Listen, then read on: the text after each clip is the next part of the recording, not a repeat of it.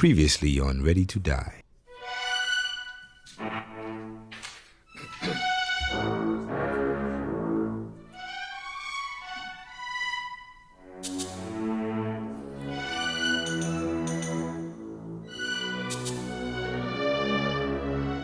Like what, Judge? Mr. Steele's been doing this twice, 3 times as long as a lot of us in this courtroom. He knows what he is doing. What you were told is wrong, and this lawyer knows it. It would be a violation before me for you to put that in front of this jury. You're not letting me finish. 2015, not, and the evidence shows. I said, I don't talk with Miss Love, by the way, if you didn't know that. What I think was inappropriate was attempting to mislead the jury. It's fabricated evidence. He is trying to fabricate evidence to confuse and mislead the jury so that when the jury hears his question, they already have in his mind, oh, there's an interview at the hospital. Where is it? But she attacks me like I'm out of my mind when this is in the discovery. I mean, y'all clearly get under each other's skin. Knowledge and observation, and if you don't have one. Yes.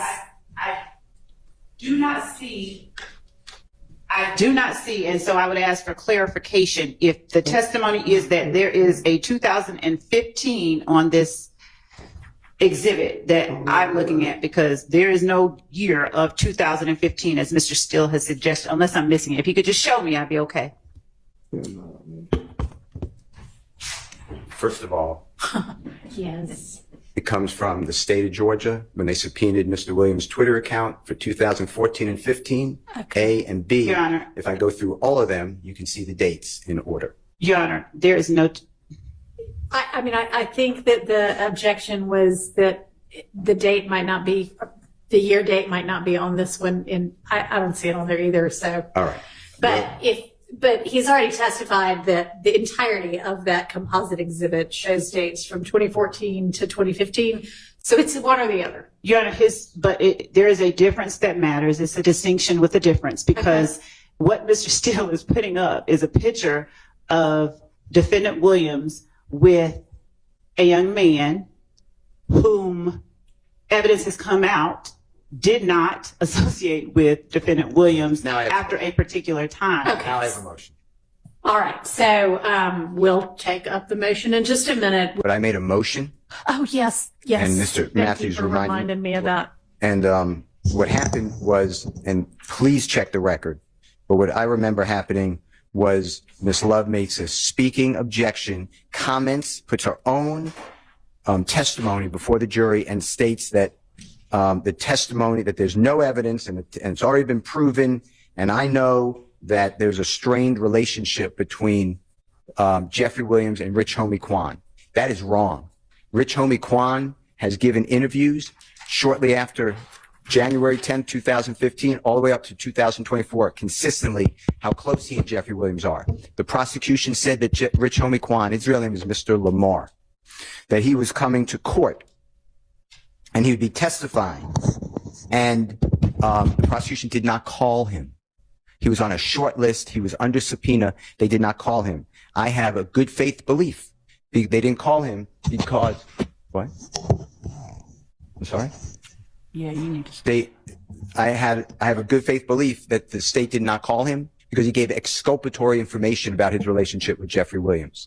So for the prosecutor to then say in front of the jury, and please check the record to make sure that what I'm saying is what was said by Ms. Love, but I immediately would have made this motion if you did not allow me to preserve it.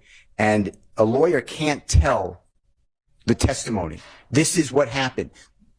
Brian Steele knows this. That is untruthful. In fact, I know the opposite. Uh-huh.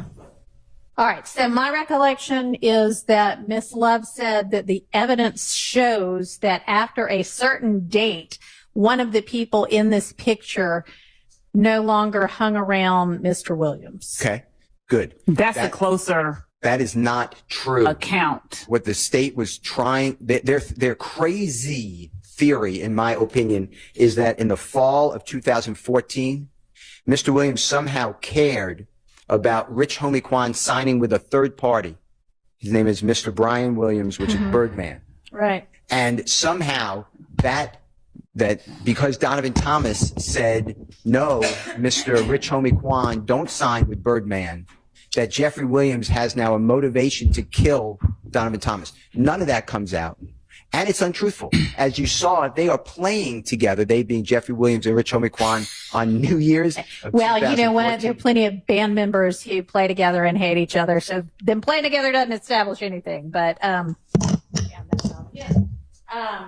So Ms. Love, you maintain that it is in evidence. So can you that there was what part of the evidence and who said it? Yes, and I would ask if the court has in front of it my exact words, or if there's a way I to don't grab. have Okay. their exact words in front of me, but I'm sure we can get them by Monday. Okay. But it was. So what I was referring to was the testimony that has been given that after a certain date, at least one witness, there may have been two, testified that the relationship between one person in that photograph and defendant Williams changed. The issue is a lawyer to tell a jury what the evidence is testifying. It's inappropriate. Your Honor, what I think was inappropriate was attempting to mislead the jury by asserting that a photograph that Mr. Steele was aware was taken, or at least that particular concert or whatever, that was not a December 2015 concert as he stated to Mr. Sledge, and Mr. Sledge said yes. Even after Mr. Steele put up the next flyer or whatever it was and led Mr. Sledge by saying, this happened December 2014. That New was Year's actually Eve 2015. that was 2015. That was it was going into 2015. The second one. So that was 2014. Yes. Okay. The first one was 2014. All of those. And so when Mr. Steele said, the reason that I said that I objected the way I did is that Mr. Steele said that posting that was defense exhibit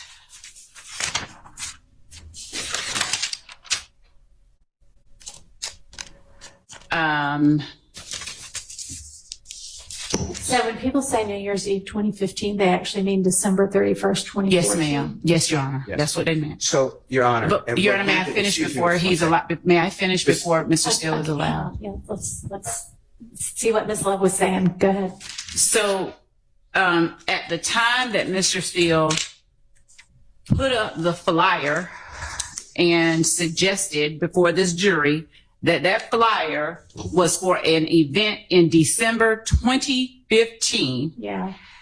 that I objected because, and what I didn't say, what I wanted to say, which was he knows full well that wasn't December 2015, but I said that there has been evidence of something different. Okay. Well, that probably wasn't the best way to handle it. And if I'm not saying I did, but I may have misspoke. If I misspoke on a date, I wasn't doing it deliberately. And the objection is that shouldn't be 2015. Are you sure, Mr. Steele? Or Your Honor, I don't think that's 2015. And the evidence shows, excuse me.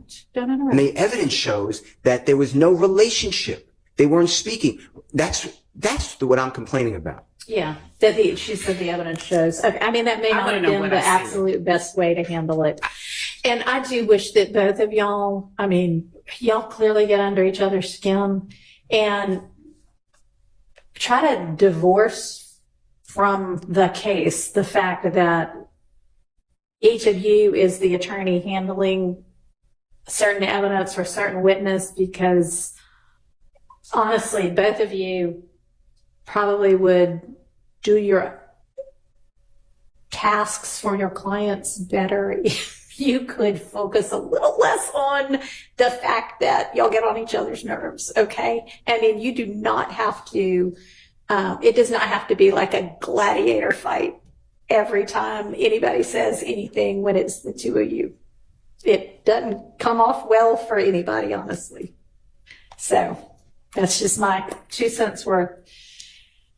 Thank you, Your Honor. I'd also like to say that I every appreciate it, Your evidentiary Honor. objection does not need to be made, even if it's a valid one. So think about that too. During Love's questioning of witness Bennett on March 29th, Steele learned there was some information that was not given to the defense by the state. Love also told the judge she needs the information that Steele has on the witness, but Steele said he does not need to give that to her because it's not his case in chief.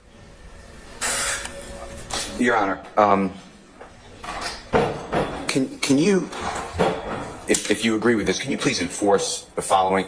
I believe that there's discovery that we're entitled to. I'd like to have before Ms. Bennett leaves. I know I'm not doing the cross, but I heard about text messages under 1716-4A. We should get the written, because that's a written communication with a witness. And then I'd like the court to enforce the Brady rule, Brady versus Maryland, because what I heard is that this witness had a conversation with the district attorney and maybe Investigator Randolph about Donovan Thomas and teared up. We're charged with assisting in the murder. That goes to her potential bias. I heard that Ms. Love was causing the witness to feel like she is going to, God forbid, commit suicide. That goes to the witness's mental state. We're entitled to that. And then I'd ask you to, it's the second time, Ms. Love in front of the jury this time. Last time it was not in front of the jury. She said that there will be no witness to testify that there were drugs stolen by Buck. This is not her quote, but this is what she was talking about. And then there is no one on the witness list to do that. She doesn't know that. And it's not true. It's the second time I say, because it's the same thing with accusing me of not being candid with this honorable court about Mr. Bean going to Grady Hospital, which he did. I knew he went to Grady Hospital. The court knows he went to Grady Hospital. Everyone knows that, but Ms. Love says there's no evidence about it whatsoever. She shouldn't be doing that, especially in front of the jury. Yeah, neither one of you should really be doing that. Plus, statements of counsel are not evidence anyway, so I'm going to instruct the jury about that. But to your point, have you all turned over, or are you going to turn over the, if there are text messages between your office and this witness? Your Honor, I can certainly provide to counsel for the defense the how are you doings between me and Ms. Bennett, and I will gladly do that. There's also a video of when she was taken into custody that we are trying to upload so that can be in their hands as well. I don't have any problem with that. What about this? About what now? What about the statements or about the text messages between your investigator and her? We can do that as well, Your Honor. We can do whatever, all of that. All right. Well, here's the thing. You all should have made steps to turn that over already. I mean, that's kind of what causes this lag a lot of times, because think about it. You all, or it gets presented, they, being the defendants, ask about it, and then, we all get put in the untenable position of it's delayed when it could have been provided up front. You all are not novice advocates. You all are very seasoned, so why wouldn't you just turn over the stuff when you got it and let them have it? Because, Your Honor, there was no substance to it. I don't mind giving whatever it is that they're asking. When I call her and ask her, hey, how are you doing? Happy New Year and all of that, and she says, thanks, same to you. I don't consider that things that they're asking. But if I don't think that's what they're concerned about. Neither is the court. But that's the nature of our conversations and hers with our other members of our office. We will give them all of that to show the court and counsel for the defense. I'm not necessarily, and I don't think they're probably thinking about the pleasantries that you're having with your witnesses. That is the only those are the only text messages that exist. So you're telling the court that there are no other text messages between your team, that is your investigative team, with this witness concerning any discussions that she has referenced on the stand? Discussions regarding the day she told me she wanted to commit suicide, and I was getting to that part, and I haven't yet done it. But earlier with Mr. Adams, she testified, I believe, inconsistently with the actual facts of what happened. Okay, that still doesn't resolve the issue of you have to turn over these statements. We're not hiding anything. We don't have any reason to hide anything. We will give them anything they ask for. So I don't have the luxury of not turning over things to the defense. I think that what you just heard, though, is forgetting that the witness said to the district attorney and investigator Randolph, I do not recall anything from 2013 because of trauma. That is totally... Well, if it's memorialized... She said that to me, to be clear. That is Brady. For a witness to say, I don't recall, for whatever reason, that is impeaching. Your Honor, that is a statement that goes against and can be, that's why prior inconsistent statements, and it's an inconsistent statement. That was not turned over. The point I'm trying to make to you is what I said. And I don't accept the representation that was just made, because these are examples of Brady. So I'd like all Brady to be enforced. That's all I'm at. And it's not that I want something or I requested, or these are the rules. Okay. And Your Honor, given that Mr. Adams is the examining attorney, I would ask that Mr. Adams be the one that's required to make these objections. But Your Honor, I will point out to the court that prior to Ms. Bennett ever taking the stand, I made everyone aware that she was claiming that she blocked out a whole period of time. On direct, I asked her, did you say you blocked out? She has testified that she said things did not happen. She never told us that. She never told us that. So to the extent that, one, there were statements that were made that we have made everyone aware of, there's no withholding, there's no Brady violation, there's no nothing like that. And an assertion, a bare blanket assertion, doesn't make it true. Mr. Steele talked to Ms. Bennett. I still don't know whether or not he has any recordings. I still don't know what he has with respect to what she told him. So I think that's a little disingenuous to assert, but that's on him and he can do what he wants. Your Honor, may we request of the court an instruction for any communication between Mr. Defendant Williams' counsel and Ms. Bennett, since they have opted into reciprocal discovery? Well, I think both of you still, I mean, even though and also since the rule's been invoked, you all both have the ability to talk to her consistent with that. And I believe that admonition. Mr. Steele refused to answer whether there were any recordings or any communication. He said that he would only do it with you ex parte in chambers. So given the extent to which we are attempting to provide what they have labeled as discovery, given that they have opted in, we would ask that the inquiry be made as to whether or not they have any recordings or any written or text or any other kind of communication with this witness and provide it to the state. All right, Mr. Steele, come on up. Let me talk to you. I'm coming up, but before I get a connection with something, in response, if you don't mind. Sure.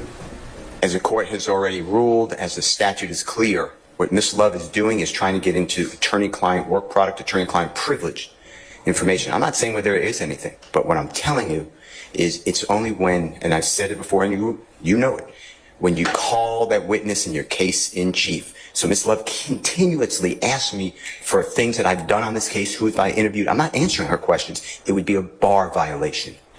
Your Honor, if I may respond, I don't know why it is that Mr. Steele posits such things to the court that it would be attorney-client privilege if he... Before we get into all that, I think that, and already Ms. Love, it isn't his case in chief yet. So if he decides to do that, then he has a duty and obligation under Title 17 to turn that over. But I think at this point in time, it's a little premature. Well, Your Honor, the reason that I'm saying that is that the witness is on the stand. This whole process is a search for the truth.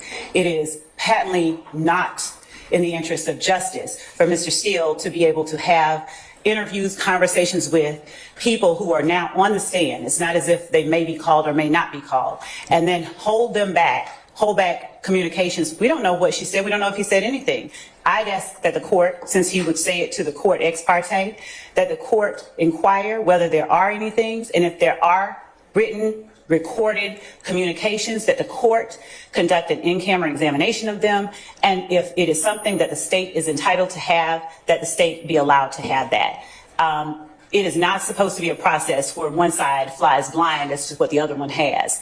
And so I believe that the court has the discretion to order defense counsel to turn over if there are recorded interviews with, if there are things that implicate or deal with the witness who's currently on the stand. The defendant has an obligation, I believe, to provide that to the state as they are examining the witness, regardless of the fact that they don't want to call her back in their case in chief. It leaves much to be desired of the search for the truth if they're allowed to conceal things while the state is complying with this obligation to show its entire hand. It doesn't, Under Title 17, that's how it's written. It says in case in chief. So while I understand what you're positing, Ms. Love, I disagree with its applicability at this point in time. Later on the same day, Steele accused Love of conveying firsthand knowledge of events to the jury while questioning her witness. From listening to the conversation between the prosecutor and Ms. Bennett, the prosecutor has interjected her personal knowledge and of facts of this case and has become an unsworn witness. That's a big problem, and that's what is called unsworn witness problem, because the lawyer is making factual assertions without being sworn, and when the lawyer is a prosecutor, that error goes to the heart of fundamental fairness and due process of law, and thus is a constitutional issue. Mr. Williams and the others cannot receive a fair trial, because what has really happened, Your Honor, and this, I'll give you the cases, what really happened is now the jury has to determine, is Ms. Bennett truthful or is Ms. Prosecutor truthful? And that's not the way it's supposed to be. A lawyer shall not assert personal knowledge of facts in issue except when testifying as a witness. Generally, the law prohibits a lawyer from acting as an advocate at trial where the lawyer is also becoming a witness. A lawyer cannot do indirectly what it cannot do directly, meaning the lawyer can't take the witness stand and become the advocate, and that's exactly what happened now. There are private conversations that we have not heard about between Ms. Bennett and the prosecutor. Ms. Bennett alluded to that on 2 occasions and said, you breached your word to me because it's supposed to be private. I don't know what those conversations were, except one is definitely dealing with a parent, it sounds like. There were several series of questions by the prosecutor. Isn't it true you told me? And then a separate section was, isn't it true that I told you? And whatever it is. And here the prosecutor at issue repeatedly and specifically referenced conversation between herself and Ms. Bennett in a vehicle and on a courthouse bench, with the prosecutor repeating the statements. The prosecutor relied upon her own unsworn repudiation or statement of what the witness's statements were, and we cannot confront her. In United States versus Locascio, L-O-C-A-S-C-I-O, and that's 6 F3rd 924 at 934, Your Honor. It's a Second Circuit 1993 case. Your Honor, this is the John Gotti case. The Second Circuit wrote that the unsworn witness problem arises when the attorney was a participant in events to be explained at trial, and therefore the attorney may convey firsthand knowledge of events without being sworn as a witness, and therefore not subject to cross-examination. That is not allowed. Mr. Williams asserts that he is entitled to cross-examination of the prosecutor, because now what has happened is the prosecutor has put the state, the weight of the state, the pride of the state of Georgia behind her words. We can't cross-examine her. This is a very serious issue, but here, I don't know how we got here, but all I know is I sit there and I see text messages between the prosecutor and a witness that are now in evidence, and the prosecutor saying, didn't you tell me, etc. I'm not going to repeat, of course, but that is my motion. And my motion is that for whatever reason that was done, the state of Georgia has caused one of their prosecutors that now has to be lifted from this case. If not, I am moving for a mistrial. In July, Steele had filed a motion to not only remove Judge Glanville from the case, but also to remove ADRIAN Love and Simone Hilton due to their conduct in the ex parte meeting held in June with sworn witness Kenneth Copeland, his lawyer, the prosecutors, and Judge Glanville. We get to the motion to disqualify attorneys Love and Hilton, the 2 of the main ADA prosecutors in this case. And the basis for that, this is also filed by Mr. Williams, is that they assert a need to cross-examine Mr. Copeland, attorneys Love and Hilton, and Judge Glanville with regard to the ex parte. Anything that, Mr. Steele, you want to argue that's not in your motion? So what's going to happen in my mind's eye is I'm asking all these questions to Mr. Copeland. He's answering however he answers. I am pointing fingers at the 2 prosecutors. That mandates that the jurors have to rate their conduct that happened outside the jurors' purview. It's in the transcript. We need you to testify, Judge Glanville said. Mr. Copeland will say, I don't know what he was going to say. But yes, I felt that. I felt that they were not going to let me out of jail. I can't then have, nobody should have, then lawyers stand up when the jurors now need to rank what they are doing in the case. Their conduct is at issue. I'm not making them witnesses. I'd rather they stay on, to be quite frank with you. They made themselves witnesses. And the reason is because they injected themselves in such a, my opinion, inappropriate communication with a court and a sworn witness. And then at some point, I want to ask Ms. Love, why would you tell a human being that he's going to just rot, in my words, rot in jail until 26 people are gone, which is not the law? And Ms. Hilton, why would you tell him that if he lies, and you know he lies, you're not going to charge him? Why? He said in here, I can give you the number, I committed all these crimes.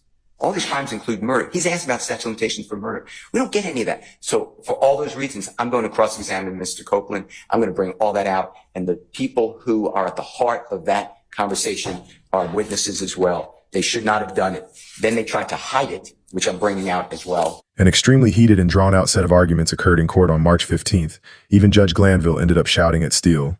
This was surrounding Steele's cross-examination of witness Adrian Bean. Love accused Steele of manufacturing evidence about Bean making statements to Detective Lewis while he was at Grady Hospital in September 2013 following a robbery and shooting which ended up in a car crash. Love said Steele did not have a good faith basis to ask Bean about the hospital interview, but Steele actually had a recording of a January 2023 conversation he had with Bean where Bean said that he was at the hospital.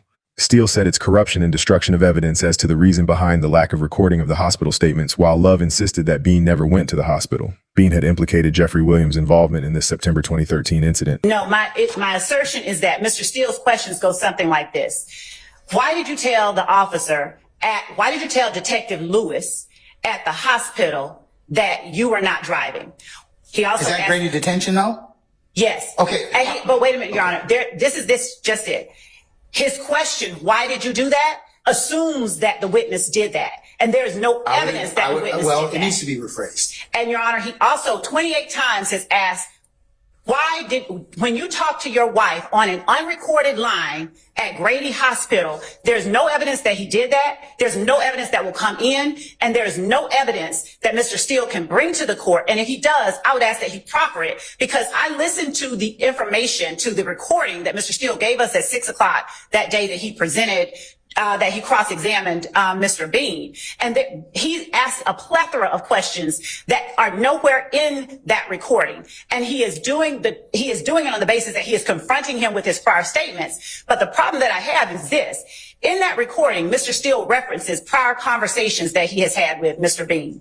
So in an effort to discern what he's talking about or what information Mr. Steele may have fed Mr. Bean or what happened, I asked the witness, who is also on the recording, I called him up and said, I'm trying to find out how many times you all talked to Mr. Bean, what did you say, and whether there were any other recordings. The witness, Mr. Steele's investigator, told me, I'm not comfortable talking to you without Mr. Steele. I won't talk to you without Mr. Steele. As a matter of fact, no, you may not call him while we're on the phone. I don't want to hang up on you, but I will.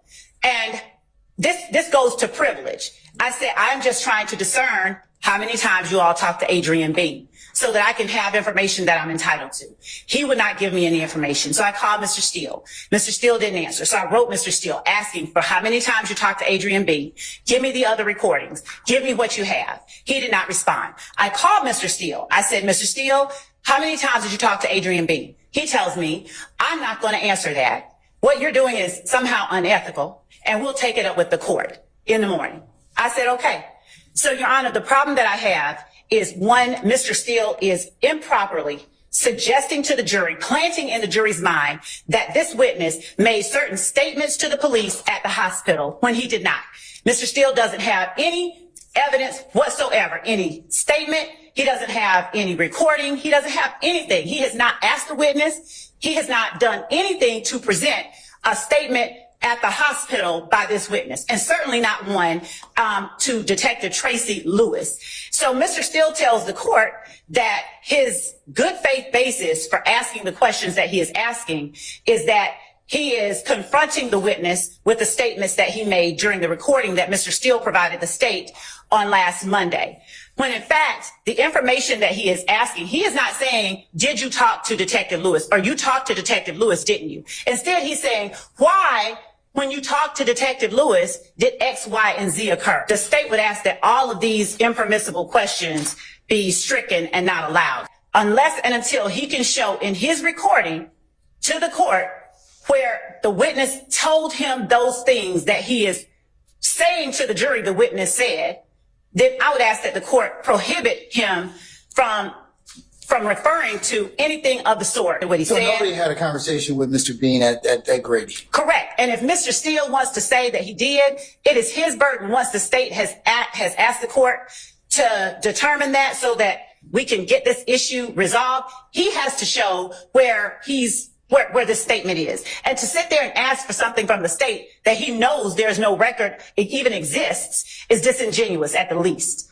It's fabricated evidence. He is trying to fabricate evidence to confuse and mislead the jury so that when the jury hears his question, they already have in his mind, oh, there's an interview at the hospital. Where is it? Why haven't we presented it? Why didn't the state present it? I have no doubt at the end they come up with this, the state didn't show you the interview at the hospital when one doesn't exist. Mr. Steele, to begin with.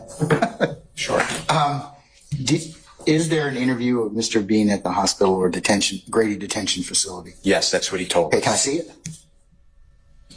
That's what I've been asking for. No. Do you have it? Do you have one? No, I've been asking for. Well, okay. Here's our challenge. Unless you know there's one and the state's told you they don't have one, then you don't really have a good faith basis to ask that question. Mr. Bean told me. But now there's come to light that Mr. Bean he's at Grady. He's in Grady detention, but he hasn't made a statement to anybody else, any law enforcement officers. Let me take you back because that's not the way I understand it. Well, did he interview, did he have discussions with Detective Faust or Detective Lewis at Grady? I can't tell you which detective. I can tell you that is what he said, and it's backed up. By whom? I'm going to show you, if I may. Your Honor, when we play the recording, it takes 10 minutes. Of Mr. Steele's investigator? Yes.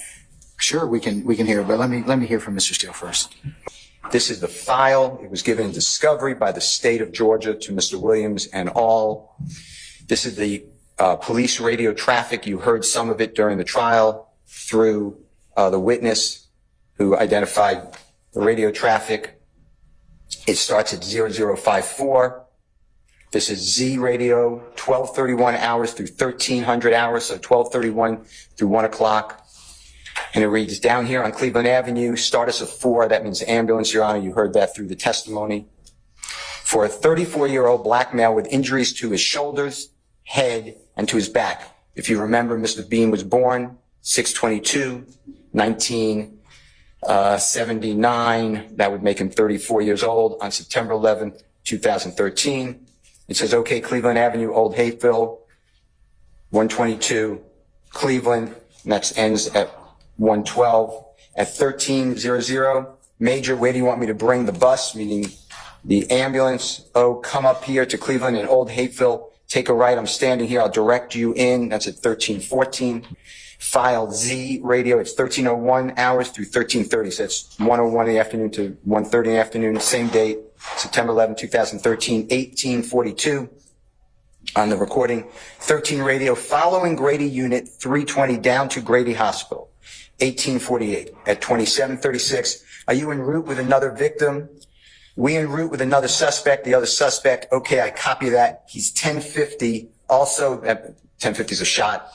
Says, I don't think so. He's going to be in custody. He's in 83. 83 means another warrant. Mr. Bean at that time had a warrant for the year before for shooting 2 people. You heard that impeachment. He pled guilty to that. He received before the Honorable Judge Downs 15 to do 3. Okay, so why not bring him to Grady?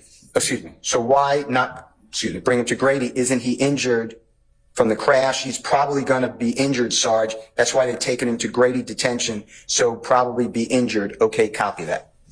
He was the guy that was hit by the car, question mark. I don't know which one the guy he is. This is the one that AC, meaning you heard from AC Booker Higgins, officer, and then got over at the Barber Institute. That is Mr. Bean, in fact. Yeah, that's affirmed at 2820, raised 2013 and have them go over. We got the 83, that's Mr. Bean, down here at Grady, and that's at 2827. So I knew he was at Grady when Ms. Love was making these representations that I'm misrepresenting.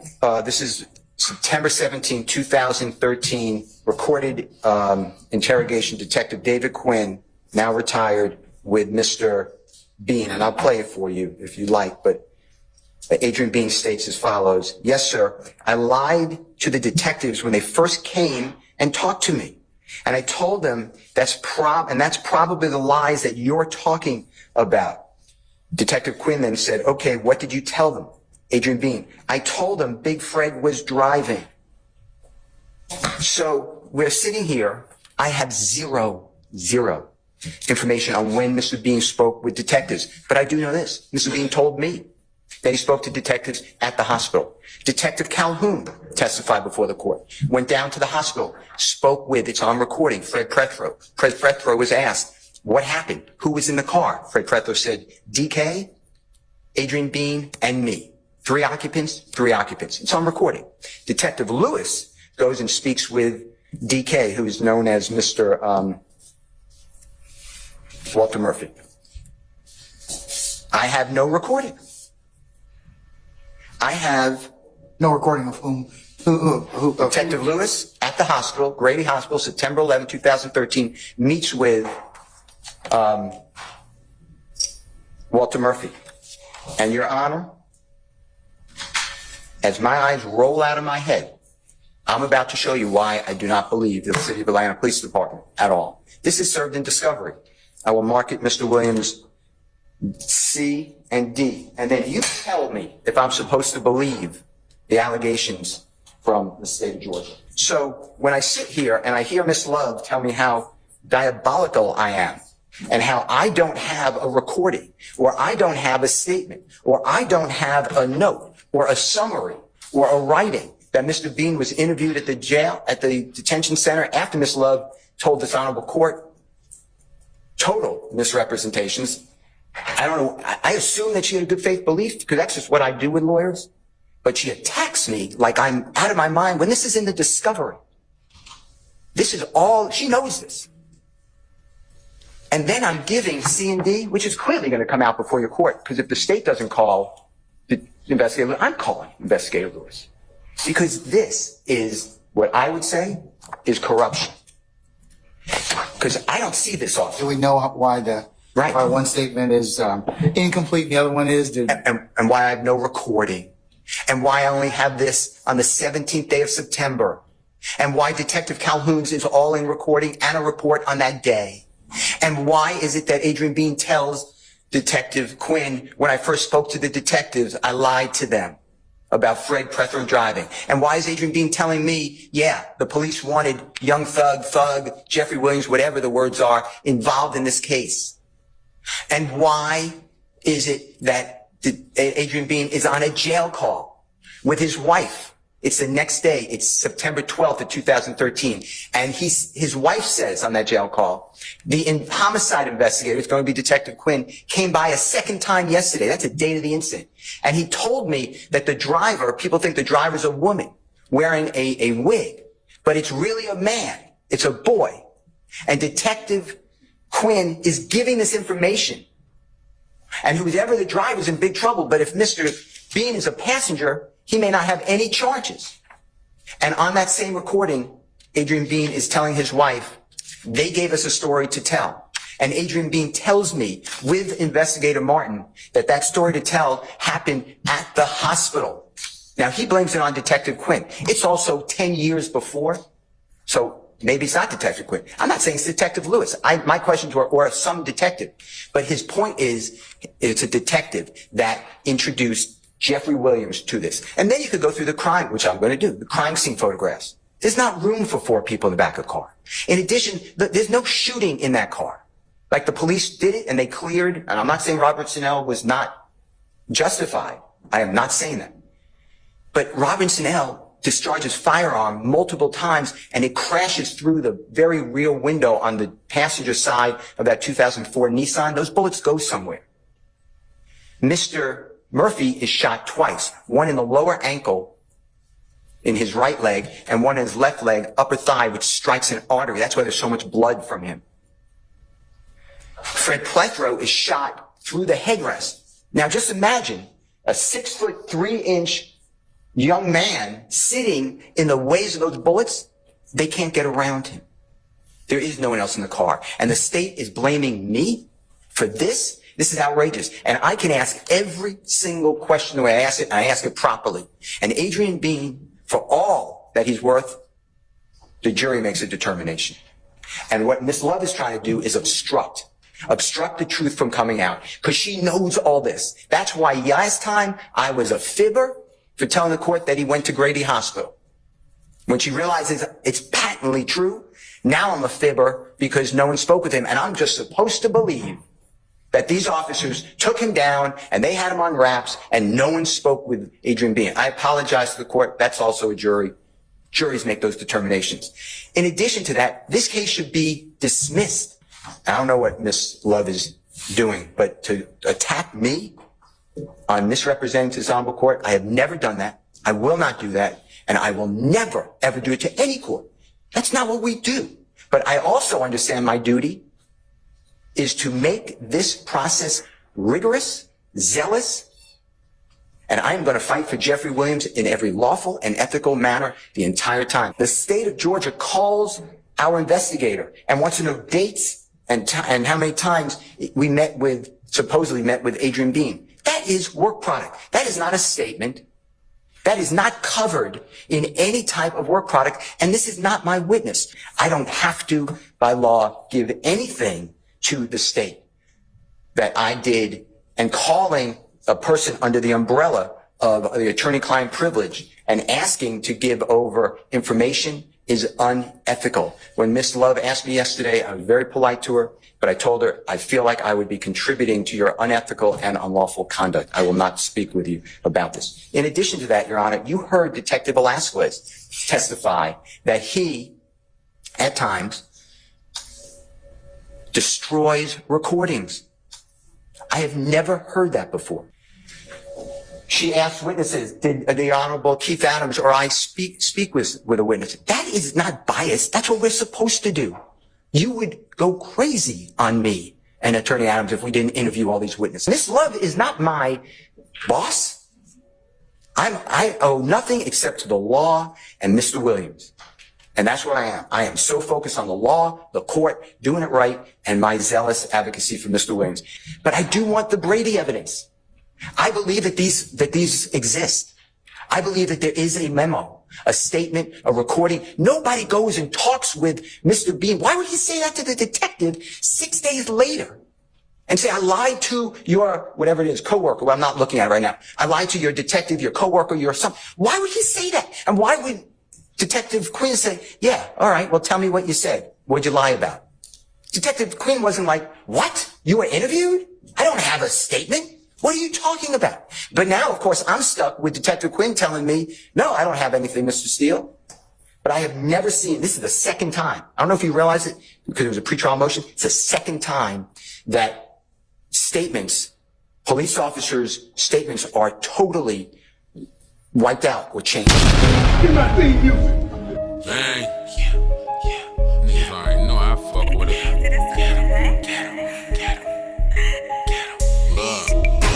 Niggas say they looking for me, but I ain't seen them yet. Nope. I'ma slide through your block, then I'ma double back. Yeah. Playing all them games, they get you whacked. Niggas say that they gon' kill me, but they ain't did it yet. Niggas say they looking for me, but I ain't seen them yet. I'ma slide through your block, then I'ma double back. Playing all them games, they get you whacked. Niggas say that they gon' kill me, but they ain't did it yet. Slide through your block and then double back. Applying pressure, niggas don't want none of that. Better check yourself, who you coming at. Talking to. Choppers out the crate with the shoulder strap. Suckers blowing on my phone trying to apologize. He seen his homie get the business, now he traumatized. Niggas speaking on the mob, why you gotta lie? Turn a nigga to a ghost when that chopper rides. I ain't responding to these niggas.